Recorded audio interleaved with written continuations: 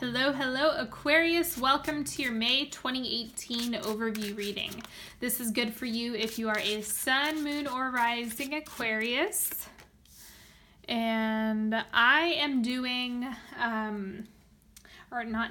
but the spread for today is being used with all animal and plant cards. So just keep your eyes peeled if there's a specific animal that really stands out to you or that resonates. I encourage you to do a little bit of digging on that animal because it might give you some extra information about the month and all that good stuff. Okay, so I hope that you guys enjoy these decks today. I have some new stuff to share with you. Alrighty, let's start with the truth bomb, shall we? For Aquarius in the month of May.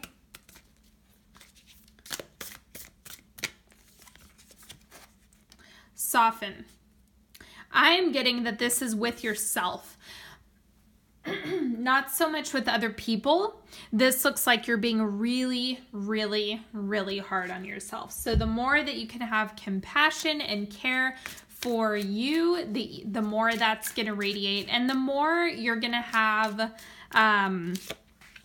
other people reflect that to you. Because remember, you manifest what you embody, and you're going to call in people who respect you and care about you and who are going to be kind to you if you're able to show yourself that first. Okay, and fourth quarter. There we go for the timeline. Now I'm going to do an affirmation card as well. Let's see what's coming up for Aquarius.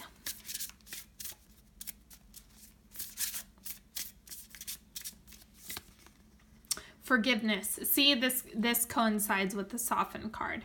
Congratulations, you're being given one of the most powerful superpowers there is, forgiveness. Imagine that you've been bitten by a radioactive forgiver to the point the point is you suddenly have the ability to forgive people for their flaws, their bad days, and their unkind moments, and their mistakes. And the best thing about forgiveness is that you can apply it to yourself too. Have fun wielding your new power, but remember, with great forgiveness comes great inner peace. Take some time to really, really work on that. If you feel yourself falling into a pit of self-criticism or being judgmental with yourself or being hard on yourself, just look at, where is that coming from? Is it coming from guilt, shame, a picture of, growing up when your parents made you feel that way? Really, where is it coming from? Okay, anyway, I'll explain these later. So let's go ahead and see the central energy for Aquarius, 8 of Feathers. This is problem solving. There was another sign that got this card, but I don't remember. So the central energy for you is, how are you navigating challenges? How are you working through issues that arise? How are you problem solving? And the more that you tackle this head on, the easier things are going to be. So it's not the right time to turn the other way or to bite off more than you can chew. You kind of want to handle what you have sitting in front of you first. That's going to be the most pressing thing for you. Now, what's shifting out is Hawk. So it looks like you've just kind of been floating around, watching, waiting. The Hawk is about, kind of peering in and gathering insight. You've been doing that. And so now that you have all of the information and your perception and everything, it's time to actually do the work and problem solve. You've been there, you've done that, and now it's all about moving into how would you like to evolve, because your insight is giving you a higher perspective around what you want to cultivate, what you want to be, who you want to become.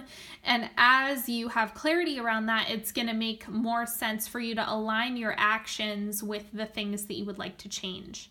And so make sure that you are taking the right actions. And by right, I mean, how do you want to change? How do you want to evolve? Make sure that those are congruent and consistent with each other. Okay, and the oncoming energy, we have tarantula. This, honestly, this looks like it's more of a slow pace that's happening. It's kind of like, okay, you're building, you're going through things, but you also have to be contemplative with what you're doing. You do have to be strategic. You have to think about, what are you communicating? What are you expressing? What are you shifting into? It's like you've identified the problem. Now you need to put together a strategy. How are you going to navigate this? You know, how are you going to make it through and get to the places where you want to go? For that, you do need a strategy. And so the tarantula is, I actually love tarantulas, but they really are practically blind. I don't know if you know that. And I'm not sure if that's all spiders, but tarantulas can't see. They have to feel as they go. And so you're going to have to figure out what's your strategy for doing that. If you have a problem, you're not going to have all of the solutions right away. But it's about feeling as you go. And so what's your plan for as things come into your space? Are you taking inventory? Are you just taking baby steps? Are you trying to map things out as best as you can? What are you going to do as things change? Because when you identify what it is that's happening, it's going to be easier to see the way everything else is unfolding organically. So you just want to be prepared for the fact that you're not going to have all the information right away, and you're not going to know everything off the bat. You're going to have to be adaptable. Okay, so that's what the Eight of Feathers is good at too, is you have the perception, you have the insight, and now you're able to be more solution oriented. But you have to understand that it's not going to be 100% clear in the month of May. This is what you can look towards this month. The golden egg, so heart chakra expression, being able to honor what it is that you want, need, and desire. Stepping away from self-judgment around the things that you want. The more you can just authentically own the things that you want and need, the easier it's going to be. And the more situations come up, it's just going to be clear what you need to do with them, but you have to kind of lead with your heart first. Now, this is what's in your back pocket, what you have working for you behind the scenes. We have fish. So there's a little bit in this deck. For this card, there is something to be said about kind of getting lost in the tide.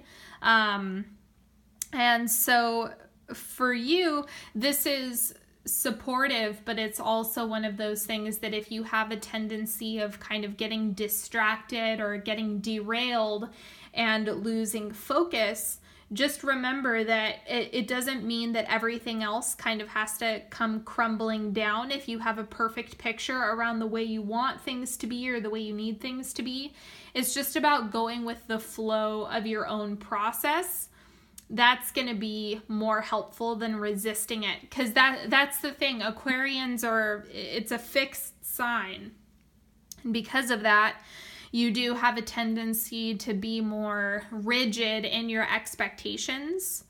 So this is just encouraging you to, if you have a hiccup, if you have an obstacle, if there's a challenge that makes an appearance, go with the flow. Just try to do your best to adapt to it. Remember, you're kind of going in blind. Even though you've been sitting, you've been observing, and you have the information, you don't have all of it. And so there are things that are going to come up that might, that you may not have expected, or you weren't thinking that X, Y, and Z was going to show up.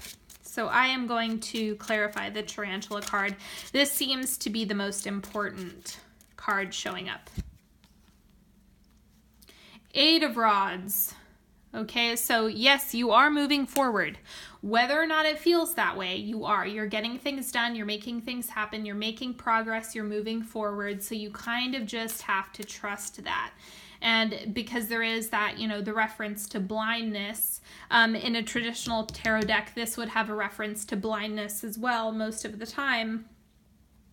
You are going to find yourself really having to lean on trusting that you're making progress. I would not advise you trusting your own sight or your own outlook on yourself right now. That's something that you might want to be skeptical with just until you get your bearings.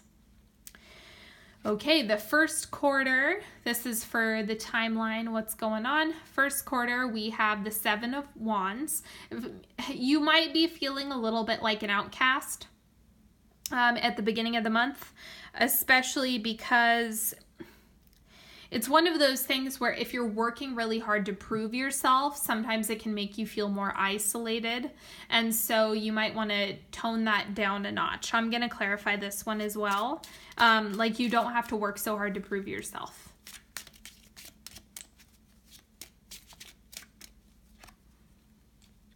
Seven of Pentacles. So here we have, you know, it's like you can cast a wide net, but if you're going to do that, just don't have any expectations about the way it's received. You want to try to do things just for yourself and not worry about anything else. Just if it feels right to you, if it feels true to you, then you can move forward with it. But if you are too concerned with what other people are seeing, thinking, and saying, it's going to throw a wrench into things. So just cast a wide net and see what sticks for you. Quarter 2. So we have 4 of Cups. This is you having to focus more on yourself. It might make you feel like you're not fulfilling your potential. This is that being hard on yourself, not forgiving yourself. That's what the 4 of Cups is showing here, is that you kind of have that rolling, especially if you feel like you're not being fully accepted, or you don't, you're perceiving yourself as being the black sheep. Any of that stuff is gonna, you know, it can easily lead to self-judgment. So the faster you can be soft and gentle and forgive yourself, the faster this is going to shift. Quarter 3, we have 5 of Wands. So this is a little bit more combative. Let me see. I'm curious what that's about. I'm going to clarify that one too.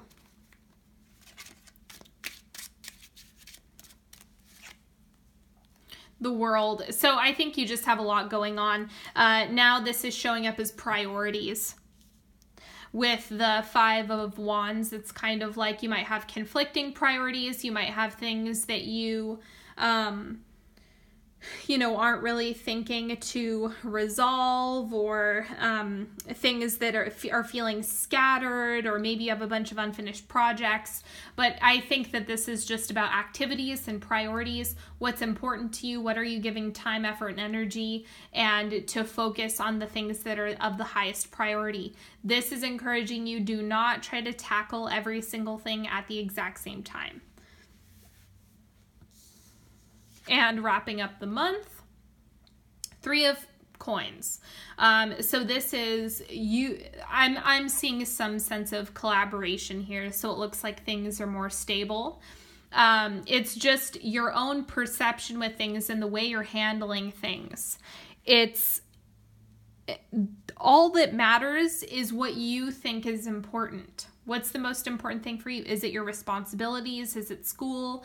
Is it making friends? Is it your job? Is it like, what are your top priorities? Focus on those, and that's going to help you get the resources you need to take that stuff further.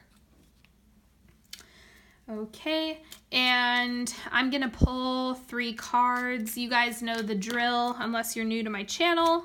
I am doing a 3-card pick. You can ask a question. You can just pick a card that resonates with you, whatever it is that you need. There's no wrong way to do it. And this deck, if you like it, this is the sample deck that I'm using now, but my friend was fully funded on Indiegogo, the one who created this deck, and so I'll post the link for you guys if you want to get one of your own while they're still available. I think that's going to be going for the next 3 months if you still want to purchase it. So I know a lot of people have been liking when I use this deck, so just a heads up. And and all the other decks that I use, they're in the description box.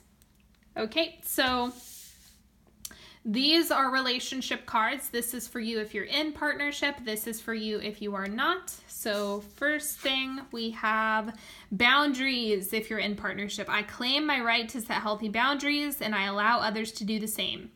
Sometimes personal space is taken and sometimes it's given. And sometimes if you're on the subway, it's completely disregarded and shamelessly invaded. I guess it depends on the day. Okay, so I don't know how many of you realize this, but boundaries are good. Having firm boundaries in a relationship are healthy. That is of course, they can go to the extreme where they're unhealthy, but a lot of the time, especially with people who are sensitive, and by that I mean psychic or intuitive in any capacity, it can be really hard to set boundaries. And so it's one of those things that the more you practice them, the easier it's going to be and the healthier the relationship can be if you're setting healthy and adequate boundaries for yourself. So don't forget, it's okay to ask for what you need. It's okay to communicate that. And the more you can forgive yourself for, being hard on yourself for asking for what you want, the easier it's going to be to set boundaries and clearly communicate what you need in partnership. For those of you who are not, we have levity. This has been coming up a lot. Laughter is the best legal medicine, and it looks like it's time for you to take a sweet, sweet hit of it. When someone annoys you or a plan goes awry, try finding something funny in there. And if you ever feel like you're the butt of the joke, and remember that I'm butchering this right now. Remember that the only difference between someone laughing at you and someone laughing with you is that in the first version, you're not laughing. You always have the option, so lighten up. It's legal in almost 200 countries. Okay, so it's just play, have fun, enjoy yourself. That is seriously the best thing you can do right now.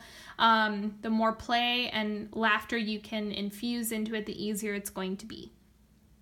Now, the way these cards work is that there's one word and 3 phrases that go along with them. So, whatever your situation, or whichever cards you pick, it might be one phrase, it might be all 3 phrases that resonate, but pay attention to what your hit is intuitively.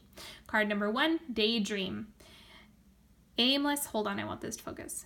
Aimless thinking is needed. Allow yourself to fantasize about the possibilities, even if they seem unattainable. Find a comfy spot. Let the project breathe itself into you. Okay, so take some time to just ponder, think, daydream. Just give yourself some time. Card number 2, ask. Requesting aid takes courage. Verbalize your need for support. Give someone the gift of being an important part of your hero's journey. Delegate it to your guides. Okay, so both spiritual and physical asking is going to be really helpful. And evolve. Favor incremental changes over quantum leaps. Further maturation may be required to meet your goal. Celebrate your new self. Honor any grief and releasing the old. So you are changing, you're moving on up. All good things are on the way. So that is the information for you. I certainly hope you've enjoyed this reading as much as I've enjoyed reading for you. Don't forget, if you are looking to work with me, all of the links are in the description box. So you can get tarot spreads, a one-on-one reading, a single question reading. I have all budgets are included there, so whatever you're looking for, I probably offer it. And don't forget to follow me on Facebook and Instagram, and I hope you have a fantastic May, each and every one of you. Have a good one, everybody. Bye-bye.